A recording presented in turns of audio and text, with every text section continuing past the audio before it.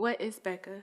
Becca is the tears I've cried, The trauma I faced. the experiences I've lost, my trust issues. The reason you never chose me. But Becca's more than that. Becca is The strength I received when I knew I wasn't the only one. The beauty in our pain, the desire to help others.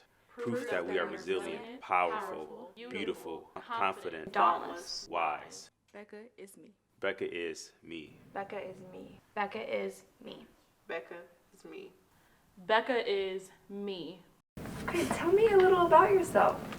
So, I'm Sakar Bridgeforth. I'm 22 from Columbus, Ohio. I have a huge family, like a very large family. Very close to everybody. Have Southern family, so you might hear a little Southern twang. But yeah, that's about it. Oh, I'm in school for theater. I graduate in May. So excited. Going to grad school. My name is Anthony King. I'm from Detroit, Michigan. I'm a twin. I have a total of 10 siblings. One we recently just found, long lost brother, Tony. I'm adopted. I love music and I love activism. I'm 19. I'm a freshman at Bowling Green. I'm a psychology major and an HDFS, so Human Development and Family Social Sciences minor. I grew up in a really small town, like 40 minutes outside of Dayton. Really rural, a lot of farm going on, not much else. And I'm the middle child between two boys. My name is Madison. I'm 21. I'm a junior at Bowling Green State University. I'm majoring in criminal justice, and I'm a minor in human development and family studies. Nice. So my name is Sunny Hyde. I'm from Cincinnati, Ohio, the 513. I am 21 years old and I go to Bowling Green State University and I am majoring in social work. How have you been impacted by substance use? So my mom's side of the family deals with substance abuse a lot. Like many years before I was even born, that was a thing. But the huge person that I kind of knew who had it like directly was my mom and my brother. But he dealt with it tremendously. And then my mom dealt with it as well since she was probably like 16 or 17 when she was pretty young. So she dealt with it all the way till like her adulthood. Mm-hmm. So yeah. My dad's twin brother. My uncle passed away from drug addiction. He's, for like all of my life, he was on it like I didn't know. He was everybody's favorite uncle. So, I mean, like the older cousins knew, but I didn't until he came to live with us. And then that was like when I was young. That was in elementary school. So that was when I first found out. And then he just passed away September of 2018. I was really young, like under 2. My uncle passed away from an overdose, and his friends robbed him and left him, and my parents found him several days later, 2 days before Christmas. And then when I was a freshman, my dad passed away. He more or less drank himself to death. But when he passed, my older brother, who has a lot of mental issues, turned to substance abuse to help cope with things. And he has been in a downward spiral ever since. He's still with us, but he's in and out of rehabs and really battling. Yeah. So my mother, I was adopted because my mother unfortunately suffered from like substance abuse.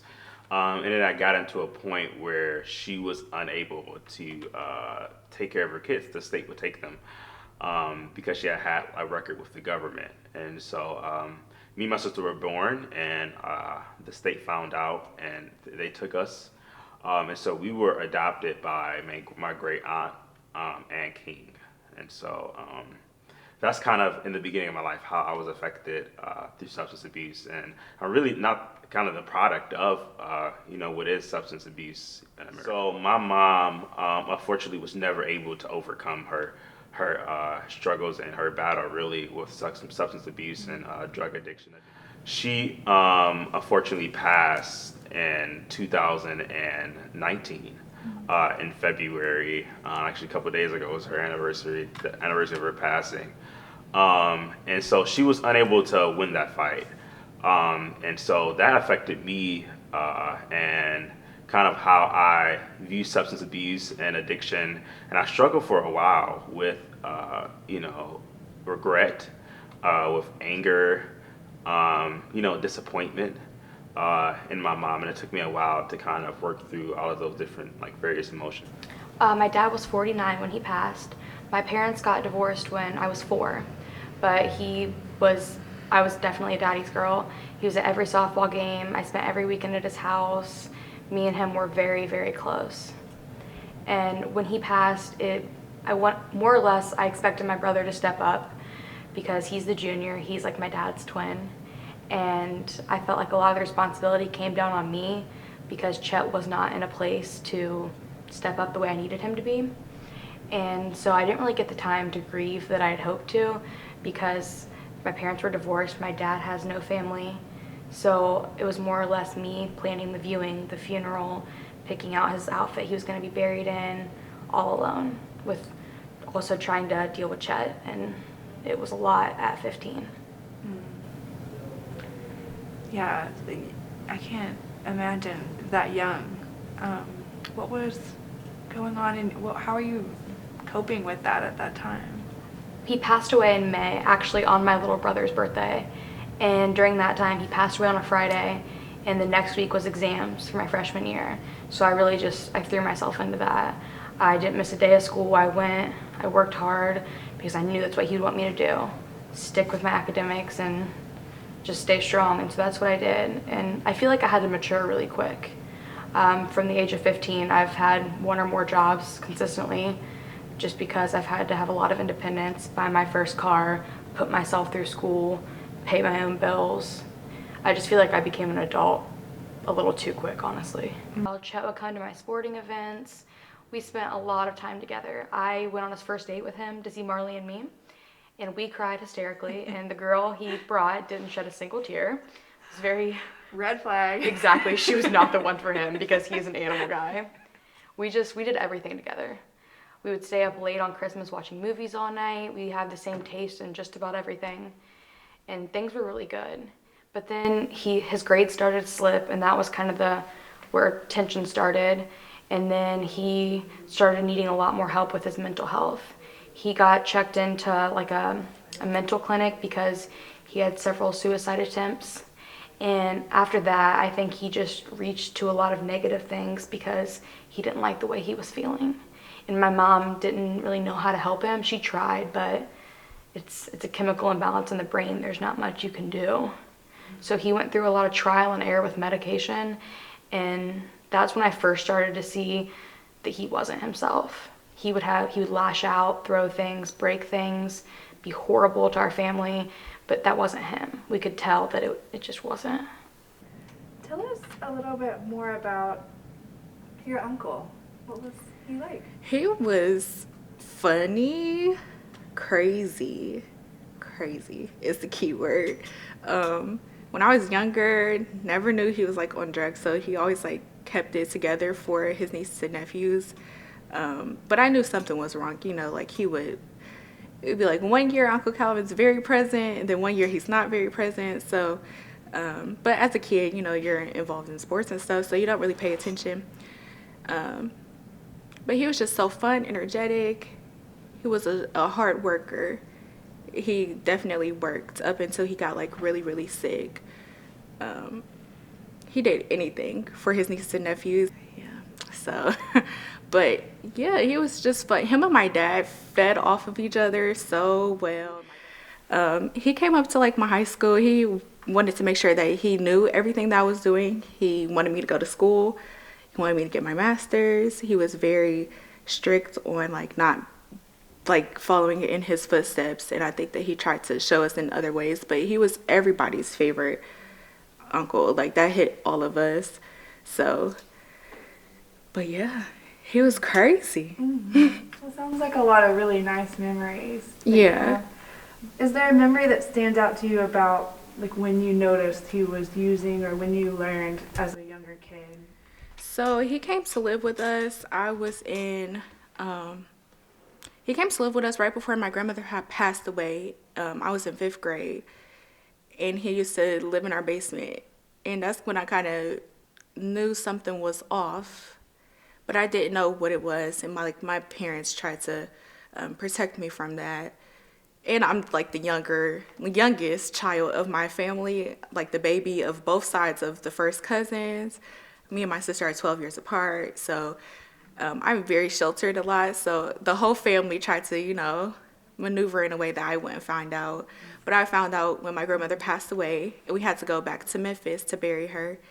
And my dad had to go find my uncle. And I said, well, where is he? Because he was just staying with us. And so I had like overheard my parents in their room talking like they had found him under this bridge, like in the north side of Columbus. That's where he would hang out a lot. And so they had found him, and like my dad had to like try to clean him up for the funeral, bought him a suit and everything. And on that car ride, I was just like, something's, a little off, because my uncle had never been around us when he was using. So that was just a different experience. He was very jittery, very just not present at all. You could tell that he wanted to just get back, like especially since his mother had just passed away. And then right after that, we had came back, and I remember my dad rented the suit. And it was very expensive. That's all he kept saying. And my uncle sold the suit. They could not find the suit, the shoes, anything. And my dad was just so upset. And then he was just like, that's them drugs. And then that's when I kind of figured it out. The first time I saw my brother overdose, I was 13 and he was 16. And I got off the bus and he was in full cardiac arrest. And I didn't know what to do. I called my mom and she said just to call the squad. But at the time I didn't realize what was going on. I just knew that he was unwell. And so we called the ambulance and my grandma came and got me. We went to the hospital and they said that Chet was okay and that he had basically went into cardiac arrest. And I remember on the way home, my mom explained to me that it was drugs. He had bought spice, like synthetic marijuana, and it had sent him into full cardiac arrest. And I just remember like the world was crashing down, because all my siblings or my friends had siblings his age, and they were the captain of the baseball team, or they had big futures ahead of them, and I just felt alone and embarrassed that they were all doing those things, and my brother was hospitalized because he was on drugs. Well, when I was younger, I didn't live with my mom. Okay. My dad took me away. Well, I wouldn't say my dad took me away, but my mom couldn't necessarily like take care of me anymore. So my dad stepped in, and as the father role, just took me under his wing and raised me. So anytime that I did go visit my mom, I don't remember like her necessarily like using in front of me. I didn't even think that she was dealing with addiction when I was young, because I never really saw it. Like I was so like oblivious to it, I guess you can say. It wasn't until I got older and I started seeing a couple things where I kind of like was realizing like why was she doing some of the things she was doing.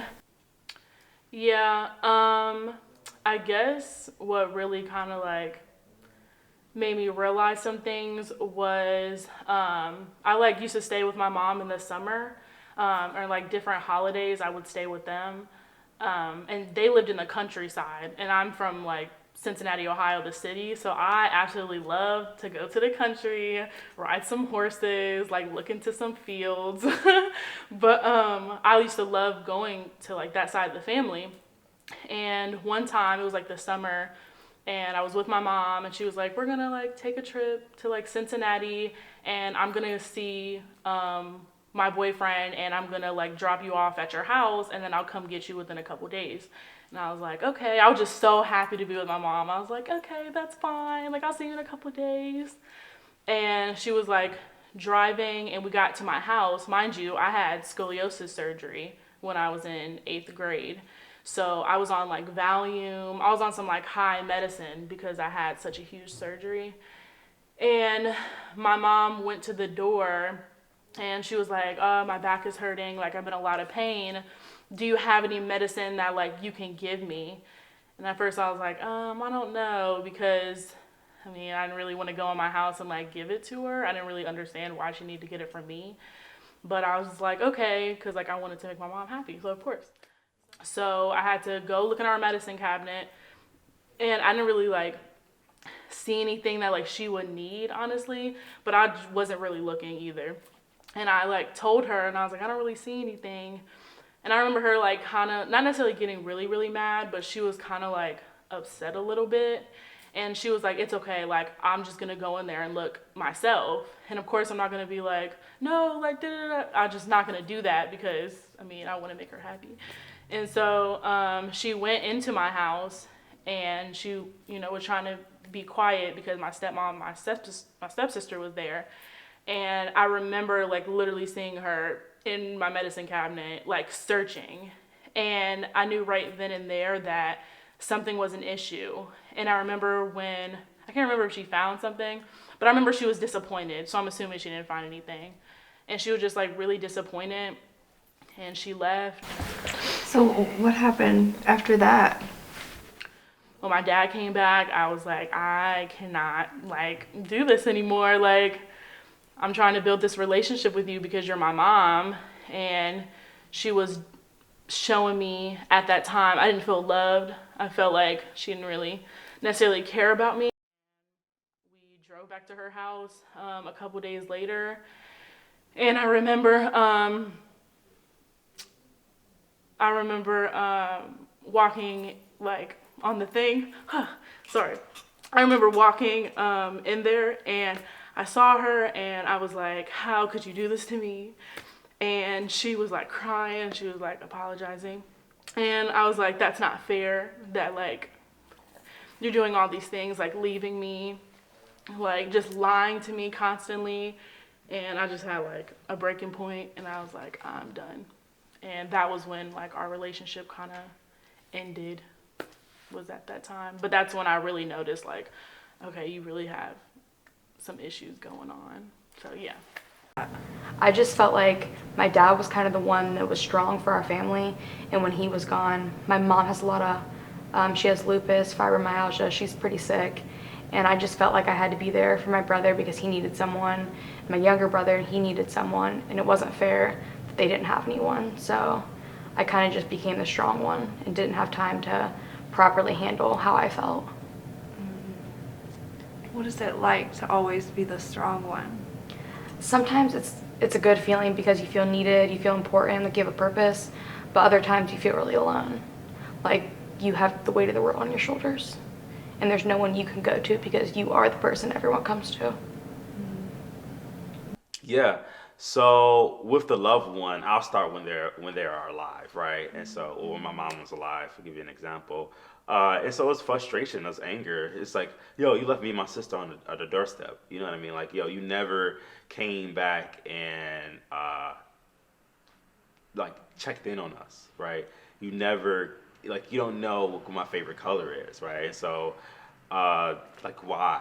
You know, so it's a lot of questions, and you know, it's and so I mean at that moment I did not have patience. I'm not gonna lie. I mean when I would see her, I would call her Cynthia by her first name because I did not understand, you know, and I had so much anger and towards her. And so I would encourage people, you know, that patience is going to be key because it's like they are battling something that we don't understand, and that is a stronghold that has a lot of people have suffered for and been killed by purposely, you know. So I think that patience is like is with them in their fight and in the struggle, and that's even like if your cousin or brother, they're a drug addict, right, and they steal stuff and they steal your money, they steal your time, right? Having patience with them, like, hey, they're going through something and they're struggling through something, And so they're not even all the way in their right mind. So having kind of that overstanding of that situation is going to be really key. I think for me, when my mom passed, it was more so kind of founded from the same thing of patients like, why did she do that? Like, why couldn't she stop? At the moment my mom passed, that was her third time overdosing in 3 months, right? And so for me, it was like, yo, like, when are you gonna learn your lesson, or when are you gonna be able to, we can get you help, you know what I mean? And then then like patients with family members who like had her in that situation, you know what I mean? And had her doing that and knew she was doing that and didn't reach out to anyone, didn't didn't ask for resources or anything, just let it happen, right? And so patience is really key. If you had the chance, what would you like to say to her today? Maybe that I'm proud of her. I'm really proud of her, and that she did the absolute best that she could with the circumstances that she was presented with, and that her life and her experiences, like, it motivates me to keep pushing every day. Because my mom was strong. She was always nice and kind, and she had so much grace, even through her struggles and through her addiction. She always had grace with people. She's always kind to people. She always still wanted to help, even though she needed help and she needed resources. She wanted to help others and be that person to provide, help, to people. And so I would say that I'm just so proud of her, and I've learned so much about her life from, family members that I've met since her passing. And she was an amazing person. And I don't think that the addiction defines who she is. I think that my mom was an amazing person, and her life should be commended for that. I just think there's such a negative stigma. It's drug addicts and that they're low lives, and they're not. They're people and they're struggling. They need help. They need support. And it's so, people just have such a negative stigma with it. Like that they choose this life and they don't. They don't focus on what causes them to go to drugs. They focus on the drugs themselves. No one ever wanted to help Chet with his bipolar, his depression, his anxiety. They just wanted him to stop using. And he's not going to stop until what leads him to drugs is dealt with. And I don't think anyone really understands that. They just think that he wants to party and do drugs, and that's not the case. He holds a lot. He feels horrible about what he's put us through. And I would just tell him that I understand that he was going through a lot, and I'm not upset with him, and I'm not mad about all the things he's put us through, but that someday I really, really just hope that he's better and he's able to live a good, happy life, hold a job, have a family, be part of my family. That's all I want. I think about my dad is gone, my kids, my wedding, my graduation. He's missed all of that. And there's nothing I wanted more than for Chet to fill that role, to walk me down the aisle, to be there for my kids, to be at my graduation. And where he's at right now, the place he's in, he's not able to do that. And I know he wants to, but he can't. Yeah, and I would probably say that I loved her, especially because I feel like that she didn't know that I loved her. I feel like she didn't know if anybody loved her, and that is why part of the reason why she was going through what she was going through, because nobody showed her love. Like, nobody really said, like, Rebecca, I love you. And that, like, breaks my heart, because I do love her. I loved her before. I loved her when she first laid eyes on me. I love her now. I love her till I die. So I would probably say I love you, and that I hope you're proud of me, and this organization is for you. This organization is for you. And that I'm trying to help myself, help people by using her story. So I hope she's proud.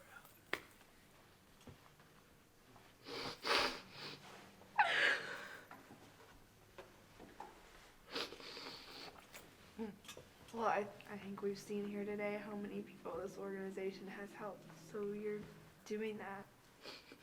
It's a very brave thing to do.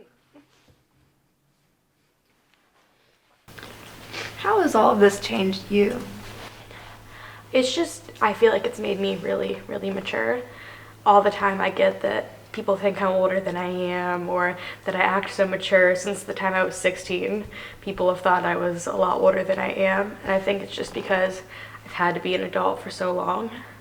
I've had to help raise my little brother, take him to basketball, take him to football, cook him dinner, pack him lunch, buy stuff for his school.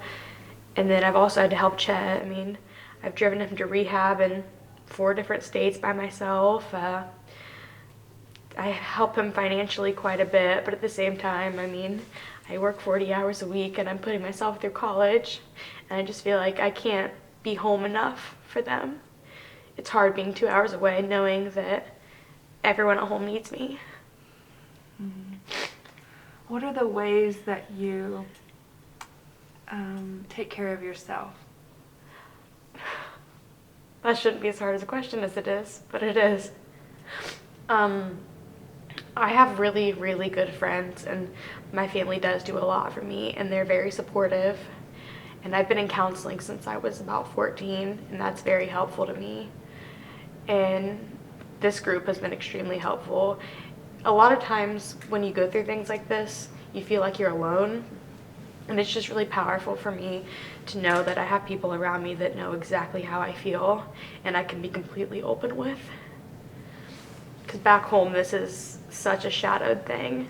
Everything's kept hush-hush. And then I got the call in September, and I like something in my spirit told me that, and I was hoping that it wasn't, because I always said that when I got married, my uncle and my dad would walk me down the aisle. So I thought that since he was getting clean, that I was like about to find my Prince Charming, even though I think that I did, but that was hard, accepting the fact.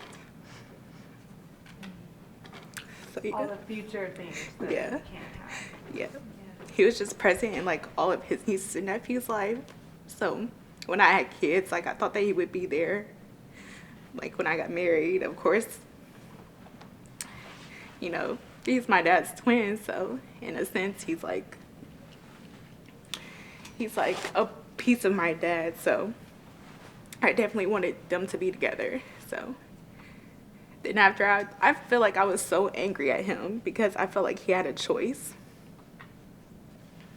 But then I had to, you know, realize that he was just sick. Like he wasn't him. He hadn't been him for a long time. He passed away by himself on like a Friday, but nobody found him until Sunday. So he was by himself. I think that my dad knew because he went on like a manhunt for him that weekend. And like I knew something was wrong, but... And then I got the phone call, and that was like the worst day of my life up here. I was by myself. My best friend was gone, so she wasn't here as well. So I had to go through it by myself, and I just kept saying like, no, like, don't tell me. I knew exactly what happened when my mom called me, but I was just like, don't say it. And so I still have PTSD, like in my home. Like if I lay in my bed a certain type of way, I'll like flash back to that moment. To getting the phone call? Yeah, because it was like, I got the phone call. I was so happy that day. My mom had called me earlier. She was like, well, where are you? And I had went to this conference. And then I had came home. And she was just like, so where's Kalia, my best friend? And I was like, well, she's still at the conference. But she didn't want me to find out on Facebook because people were starting to post.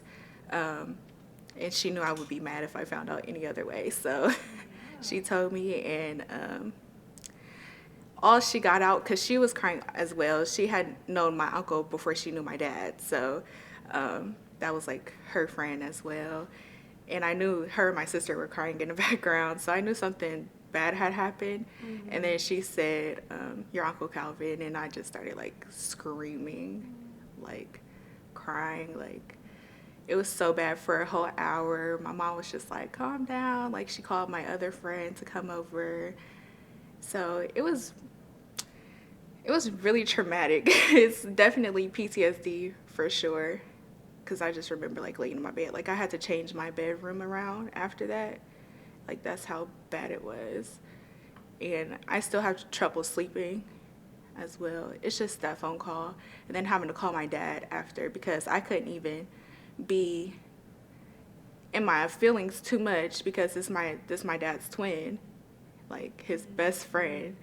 He lost his twin. So I had to call him and then be the strong daughter for the strong one in the family. Because my dad is the strong male figure in our family. So that was just a bad time in general in life, like family. So How do you think it's changed you to have had these people in your life that suffer with this issue? It's changed me because I've always been someone who wanted to like help people, but I've always been, I don't know, I guess I'm kind of like picking and choosing in a sense. Like my mom would always say that when I was younger, I would throw a fit if she didn't give someone who was standing on the side of the street at least $1. Like I would be in the back seat throwing a fit, and she was like, no, like they're gonna use it to buy drugs, this and that. And I'm like, okay, well we can buy them food then if that's the case. So I think for me, it just kind of, like I just want to help people more and in other ways because you don't always see that, like especially with him. Like if you were to just meet him, you would never know. So I think it's important to like that I'm an open person for people to come to, and that people don't feel like they have to hide things from me. And I don't know, I'm just more of like helping. Like that's another reason why I joined Becca, because I just want to help everyone. Yeah.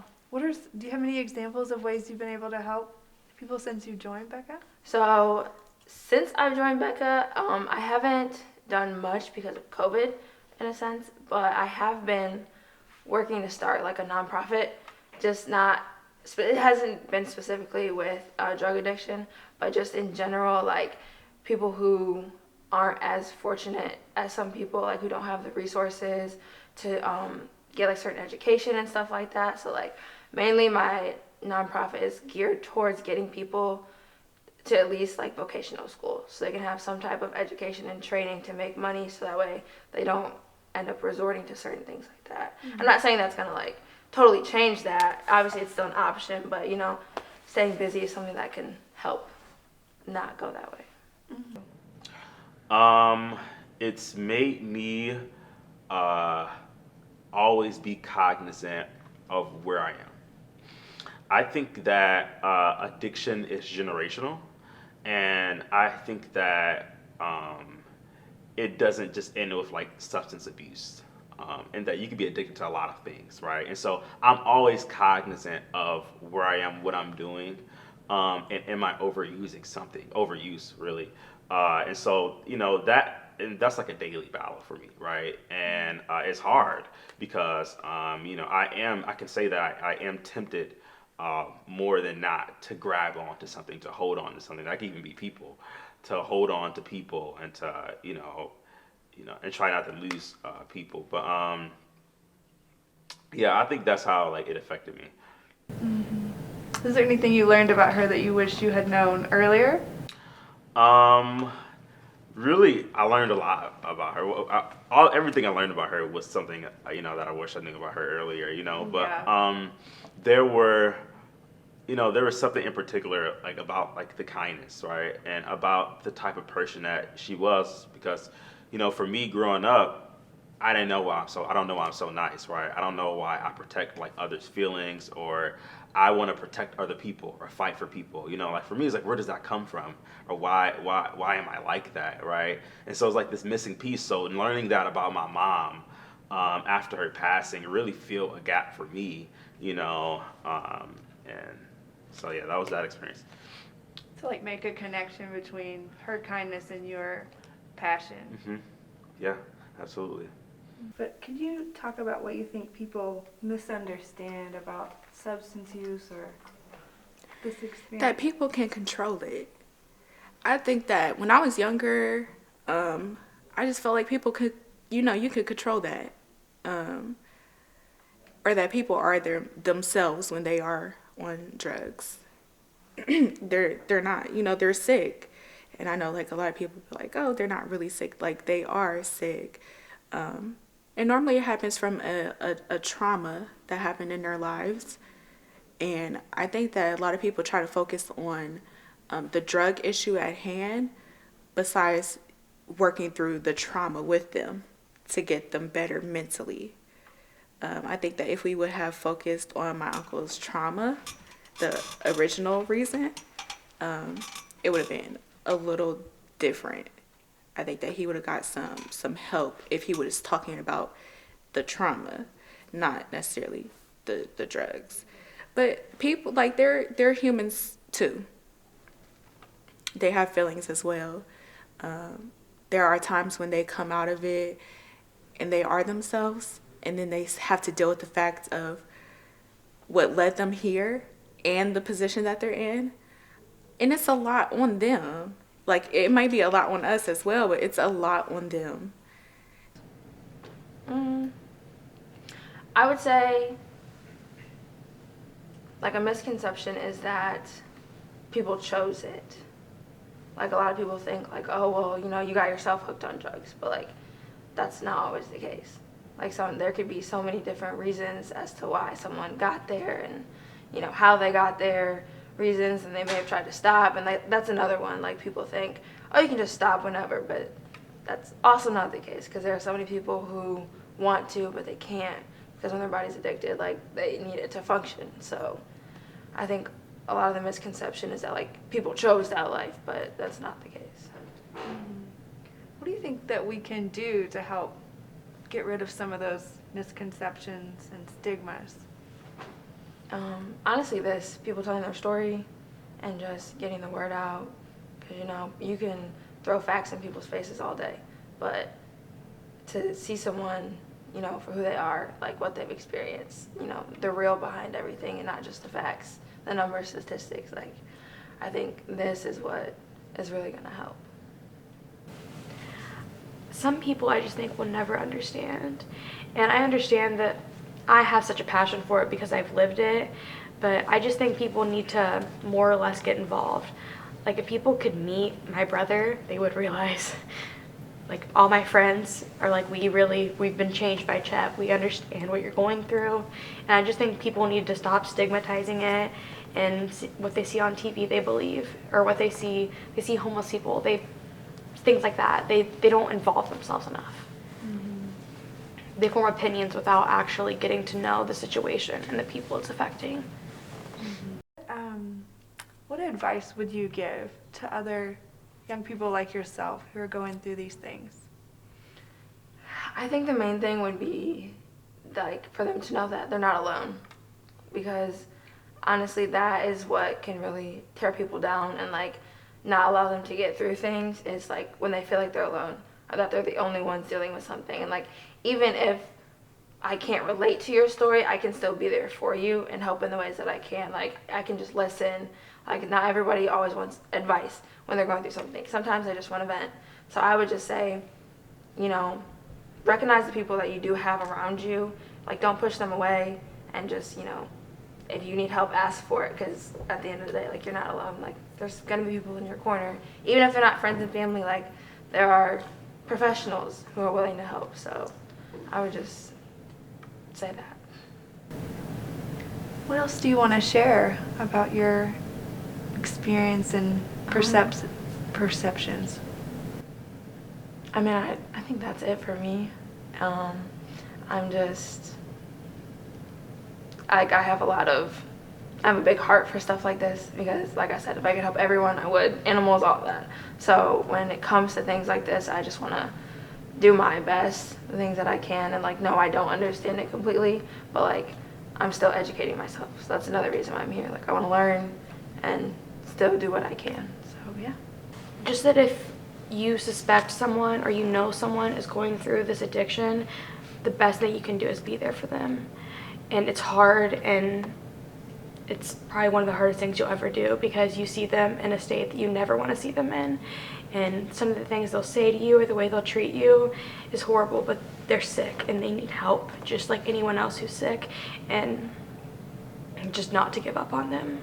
There's been so many times that I wanted to walk away from my brother, but I know that he needs me, and I couldn't imagine being without him.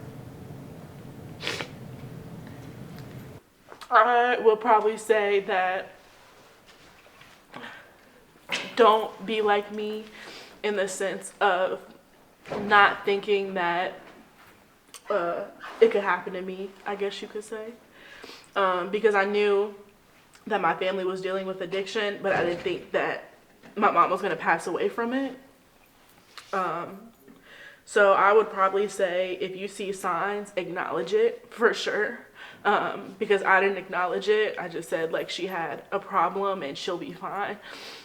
But it was too late. So I would definitely say like acknowledge the issue and figure out not necessarily what they're on, but why are they on it. Because I found out like later on after she passed away that she had a lot of trauma in her life, like a lot of trauma that I didn't know. And that's probably why she went to substance abuse, but we don't really necessarily focus on why the person did it. We just focus on that they're doing the substance. So I would probably, get them treatment and help with their trauma, and then go further in regards to like what they're on. So yeah.